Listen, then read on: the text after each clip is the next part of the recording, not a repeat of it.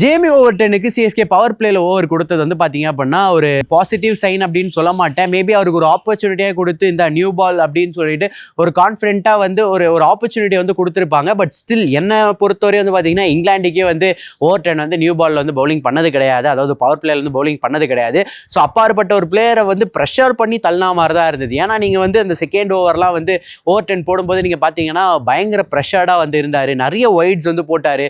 அவர்கிட்ட அந்த ஒரு ரிதமே இல்லை, அந்த ஒரு கான்ஃபிடென்ட்டே இல்லை. ஸோ ஒரு பிளேயரை வந்து ப்ரெஷர் பண்ணி அனுப்பின மாதிரி இருந்தது.